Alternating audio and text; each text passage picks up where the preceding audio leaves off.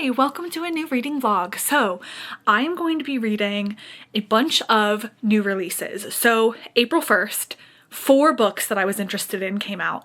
So I'm going to grab them. I'll talk about them a little bit. So the first one that I am probably the most excited for is The Conditions of Will by Jessa Hastings. Now I do have to say, I'm a little disappointed because I did not know that the audiobook for this doesn't come out until May. So I'm gonna have to read this physically with my eyeballs, which is not something I've done in a very long time. I usually do a tandem read, so I listen to the audiobook while I read the physical book. It just helps me focus better on the book, but I'm gonna have to actually just physically read this one. And I thought about waiting till May, but I just can't. I have to know what this book is about. Today is actually Thursday, the 3rd of April. So these books came out a couple days ago and I got them, I pre-ordered them all, so they all arrived on April 1st. And I was actually finishing Magnolia Park's Into the Dark and I just finished it today. So that's why I'm starting the vlog today, because I'm ready to start reading these books that I pre-ordered. So The Conditions of Will. This was the one I was going to start first, but like I said, the audiobook is not out yet. So instead I started Say You'll Remember Me by Abby Jimenez. Now, I adore Abby Jimenez.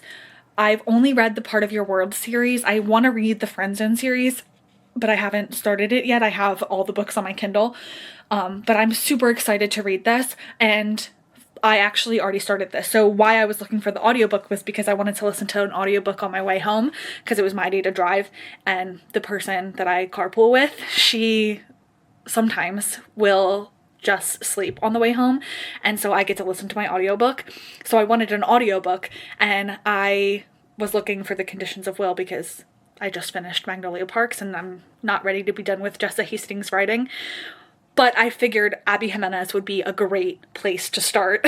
So I am actually like 2.5 hours into this Abby Jimenez book because I listen at 3 times speed. And I'm actually obsessed with this book so far. Like, absolutely obsessed. I'll talk about this a little bit more in a moment. So those are the first 2. The next one that I want to read is Gifted and Talented by Olivie Blake. Now, I have read the Atlas 6 series by Olivie Blake, and that's actually the only books that I've read by Olivie Blake. I own every single Olivie Blake book. I just haven't read them yet, but I am going to read Gifted and Talented this week. So that's the 3rd one. And then the final one is the new Beth O'Leary book, Swept Away. I read The Flat Share by Beth O'Leary and I loved it. I actually don't think I've read any other books by Beth O'Leary, but the premise of this one sounds so good. So I'm excited to read this one.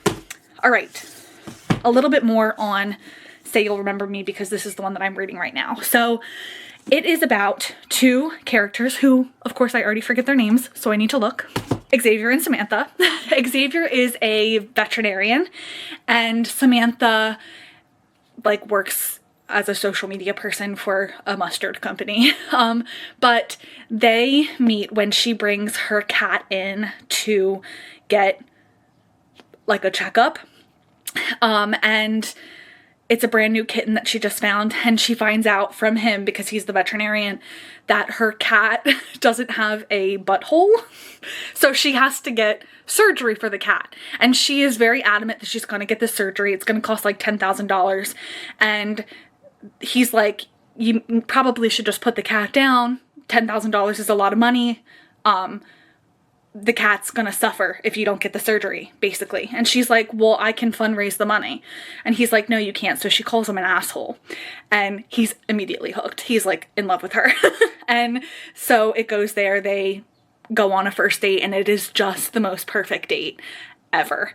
And then something happens. And I'm not gonna spoil it, but it's just so good. Like I said, I'm about 2.5 hours into the audiobook. My intention, this book actually isn't very long. I'm probably going to be able to finish this book tonight. I think I only have like 2.5 hours left in the audiobook, so it's totally doable. And I don't want to put it down. Like, I wish I was reading it right now instead of talking. That's how obsessed I am. So I'm going to continue reading this, but first I do need to edit a video. So I'm gonna edit my video, try to get that done as quick as possible so that I can read say you'll remember me. So I will talk to you later. Actually, before I edit my video, my very first ever fairy loot came. So let's do an unboxing.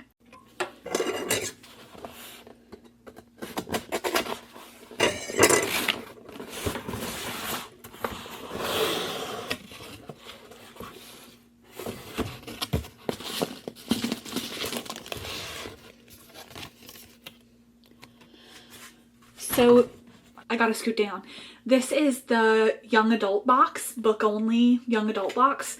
I have been on several wait lists for fairy loot books, and this is the first one that I got into. So I'm excited to see what book this is.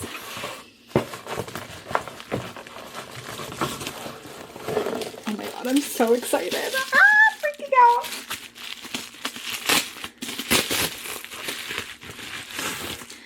Okay, so the book is Where Shadows Meet by Patrice Caldwell. I've actually never heard of this. It is stunning, black.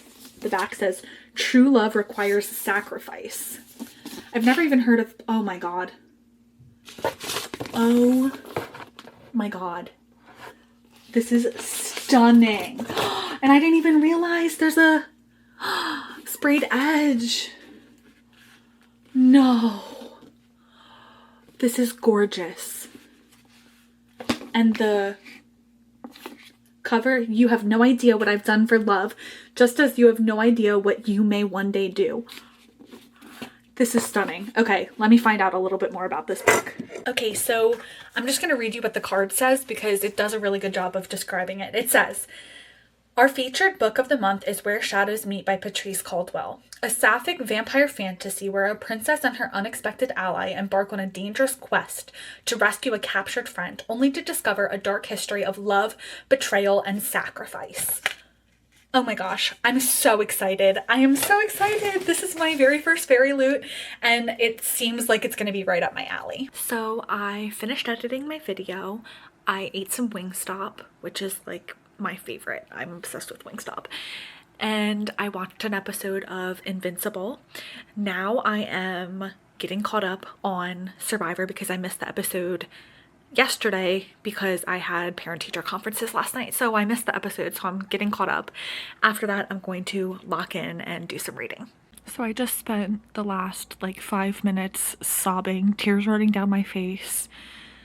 Say You'll Remember Me by Abby Jimenez. You're wrong for that. That's so messed up. I can't believe you would do that to me. I'm heartbroken. Oh my god. Oh my god. This book is so good. It's so good. It's so good. If you want a romance that's going to rip your heart out, you need to read this book. I'm not even done. I probably still have about 50 pages. Maybe 100. I don't know. But oh my god. It's so good. Literally tears streaming down my face. My boyfriend's like looking at me and oh my god. I don't know if I'm gonna survive this. Also, I just have to say, the MMC Xavier might be a perfect man. He might be actually perfect. This book is so good. So good. Another Abby Jimenez book going on the God tier. This book was so incredible. So incredible. Oh my god. Oh. If you want a romance that is seriously, I'm not joking, going to take you out. Like, knock you down, punch you in the face, and then stitch you right back up, take you to the hospital, show you love, give you a smooch, everything. This book is so good. So good. There are so many beautiful quotes. There's just the love in this book. Not even just like romantic love, but like familial love. It's just, it's so, so good. Definitely check the trigger warnings because there's a lot of very sad things that happen in this book. But this book can't be anything other than God tier. the thing that I'm questioning now is, do I like this book more than I like Yours Truly by Abby Jimenez? And I'm not sure. I think I need a little bit more time to think about it, but this book was so good. So good. I highly recommend it. Highly, highly, highly. If you're a romance reader, I mean, even if you're not and you just want a book that's going to make you cry and rip out your heart, then you should definitely read this book. So it is 7 a.m. the next day, and I have about 15 minutes until I have to leave for work. It's a Friday, thank goodness. But I just finished Say You'll Remember Me by Abby Jimenez, and I still am reeling. It is so good. But because I have about 15 more minutes, I think I'm gonna go ahead and start The Conditions of Will by Jessa Hastings. I'm a little nervous because there's no audiobook, but I'm gonna make it work. I'm going to read it. And I also am gonna need an audiobook because it's not my day to drive, so I'll be able to put my headphones in on my commute and listen to my audiobook. So I downloaded Swept Away by Beth O'Leary, and I'm gonna listen to this one on audio on my way to work. So I will talk to you when I have an update. Hi there. It is officially Saturday. It's Saturday at 3:36 p.m. I have a lot to catch you up on. So yesterday, Friday, which was the last time I spoke to you, was Friday morning, I read about 60% of The Conditions of Will. I am really, really liking it. So The Conditions of Will is doing something that I didn't even know that I needed. It's helping me bridge the gap between the person I was when I was reading Magnolia Parks Into the Dark and the person I am post Magnolia Parks Into the Dark. It's helping me to bridge the gap because Jessa Hastings just has a very specific way of writing that just speaks to me. It's just so good. So the premise of this book is that there is a woman who has been living apart from her family for forever. She lives in the UK. Her family's from South Carolina, and she finds out that her father is dead. So she has to go back to her hometown in South Carolina, speak to her siblings who she hasn't spoken to in so long, other than her one sibling who she's really close with, who also kind of has abandoned the family. And it's her dealing with the realization that things have changed whether or not she wants them to, based on the death of her father. And it's all leading to the reading of the will from her father and kind of figuring out what happens, and then once they read the will, what's going to happen to the family. Meanwhile, our main character Georgia is having an infatuation, or maybe it will turn into love, with a character named Sam, who is there as Oliver's friend. He's there visiting with Oliver. So we find out that their relationship, what's going to come of it, and the whole world is really just changing for our main character Georgia. So that's where I am with The Conditions of Will. I also have been listening to the audiobook of Swept Away, but I will talk to you about that a little later because right now I actually have to go because I am going into Philly with my friends from work. So we're all getting together and we are going to see Anne Juliet, the touring production as it's touring in Philly. So we're going to do that. I'm going over to my friend's house first, then we're going to take the train into the city, grab a bite to eat, and then we're going to see Anne Juliet. I will hopefully, if I can get the confidence up, vlog a little bit when I'm in the city. But if not, I will talk to you when I get back, or maybe tomorrow morning, just depending on how I'm feeling. But I am really loving The Conditions of Will, and as of right now, I would definitely recommend it, especially if you're somebody who loved Magnolia Parks.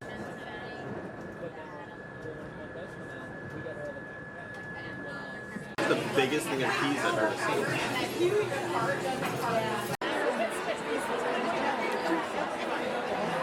So it is Sunday morning and I am about to settle in and finish The Conditions of Will by Jessa Hastings. I am on page 340 and there are, let's see if I can look without accidentally reading the last page, 457 pages, so about that much to go. I am excited to see how this book wraps up. So I think that our main character, Georgia, is going through it right now. Like, her father died. She's in this situation where she's back with her family that she hasn't talked to in so long. And she's kind of dealing with the feelings of falling in love with Sam, but being conflicted because he's her brother's AA sponsor, and her brother is kind of obsessed with Sam, so she doesn't want to hurt her brother by falling in love with him. But at the same time, she's falling in love with him, right? So she's in this really unique situation. So I'm excited to kind of see how it wraps up. I know that there's about to be like a big explosion of her coming to terms with the fact that her brother is going to be really upset with her. So I'm interested to see how it continues on. So I finished The Conditions of Will, and quite honestly, I'm a little bit conflicted. I don't know how to feel about it.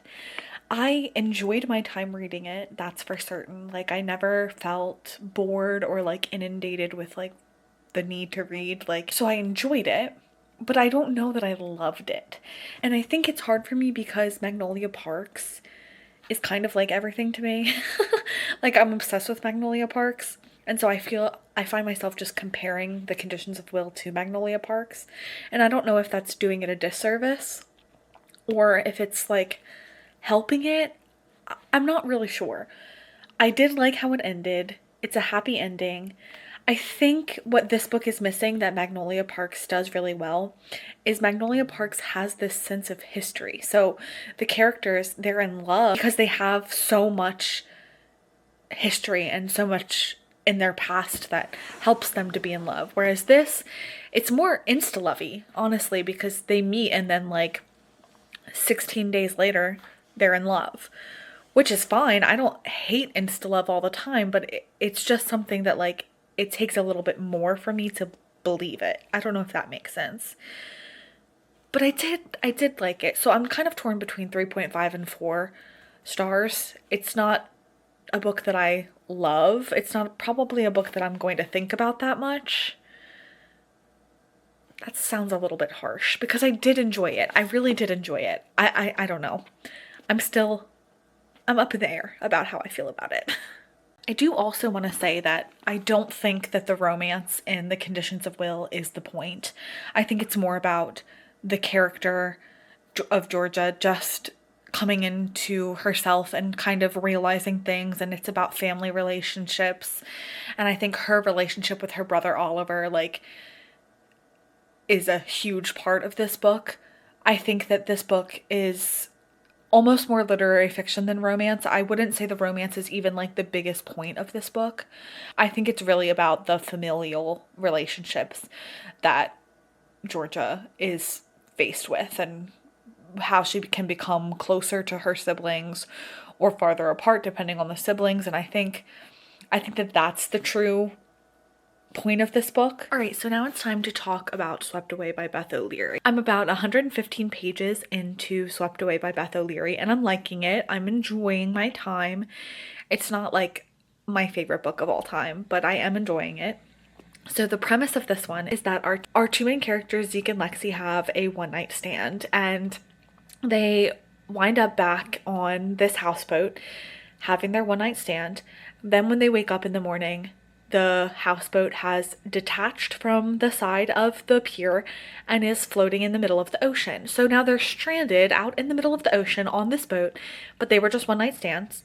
So it's them kind of coming to terms, and they have to survive because, you know, they only have a limited amount of food. They only have a limited amount of water. They're not sure how they're going to survive. Like, what happens if someone gets injured? What happens if something happens to one of them and they have no way to get help?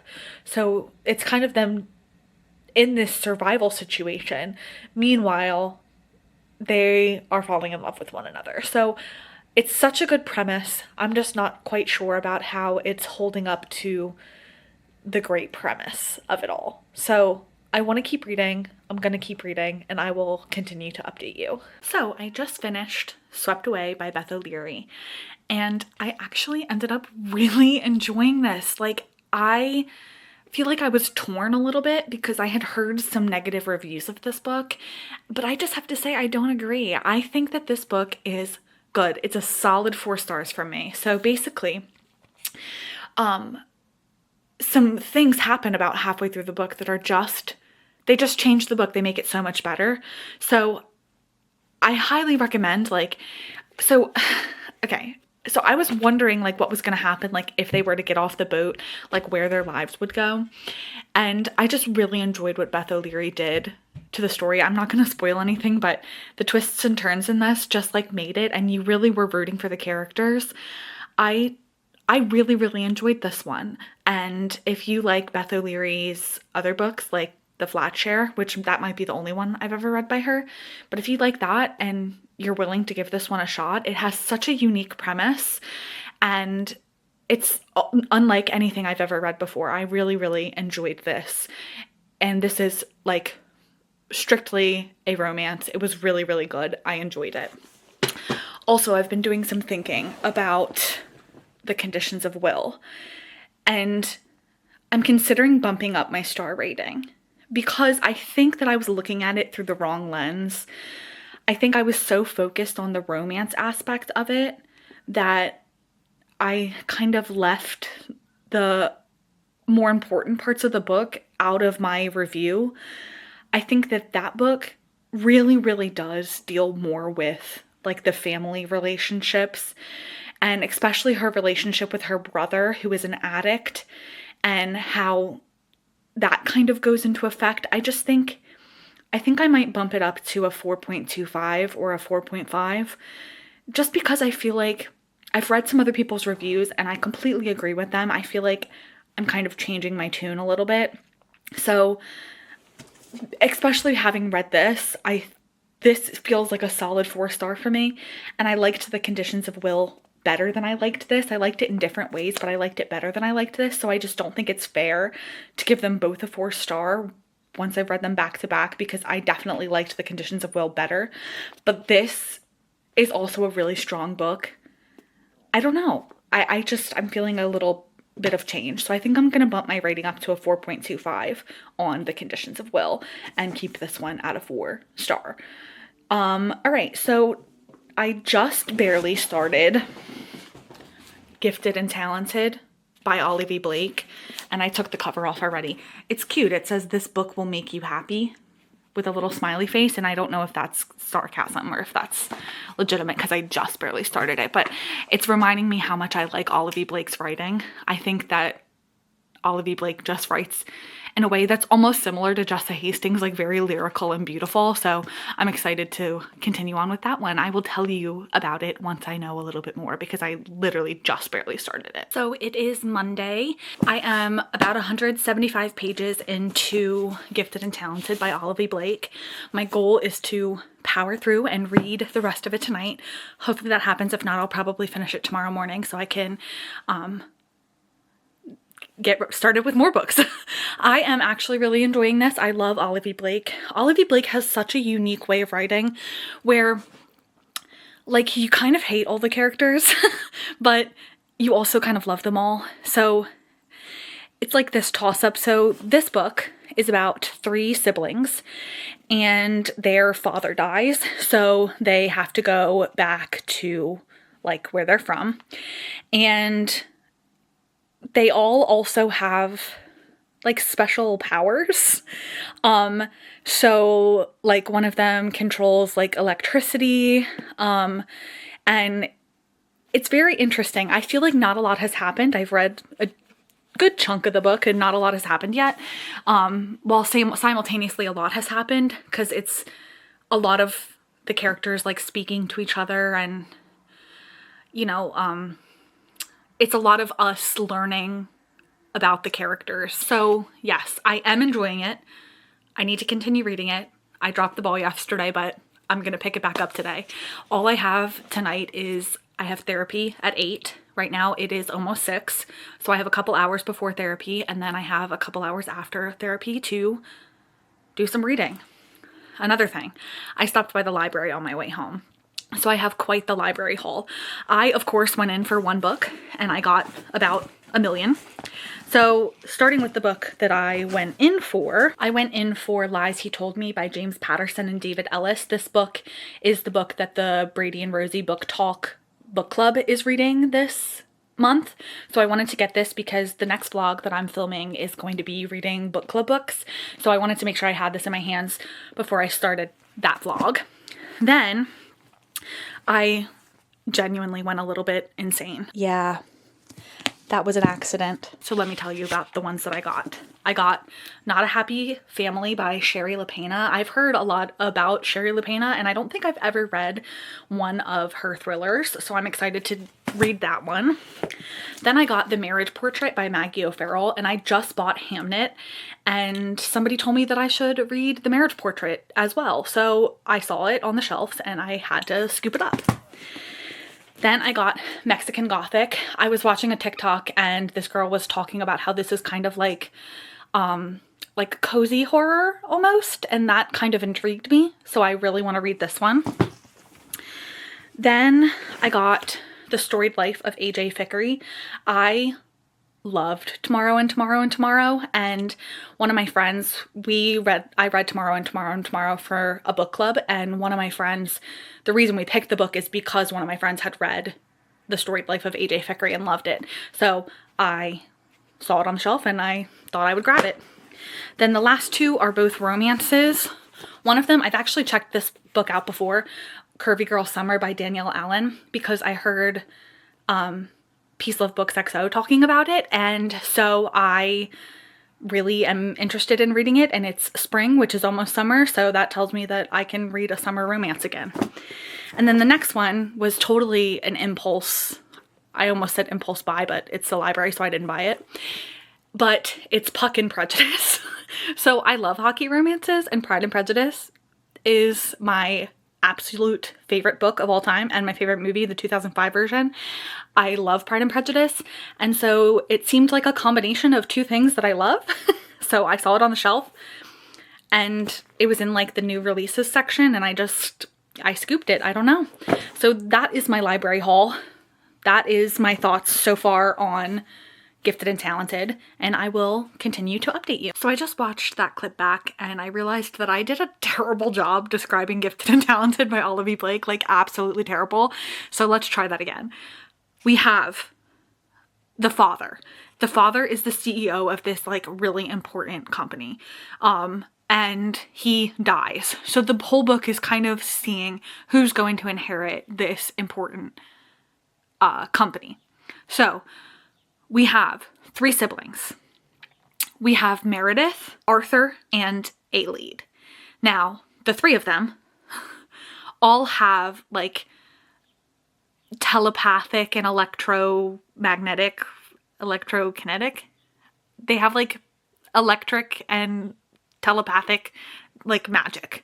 So they're like extremely gifted. They're all very smart. We have Meredith, who invented this company that was designed to essentially cure mental illness. Then we have Arthur, who is a high-powered like politician, extremely left-wing politician. And then there's Aelid, who used to be a ballerina. She got injured, and so she's been working at her father's company. So we have those three characters who are all trying to see who is going to inherit this company that their father is leaving behind. And that's essentially the premise. I feel like that is a much more reasonable summary than what I gave you before. Anyway, back to the regularly scheduled programming. So it is almost 8, almost time for me to go to therapy. I can't remember what page I was on the last time I checked in, but now I am on page 290. So I am making my way through this book. I'm a little over halfway through. I am really, really invested. Like, I don't want to stop reading to do therapy. That might also be because I'm a little scared of therapy. I don't like feeling sad. Is that too personal to share on the internet? I don't know.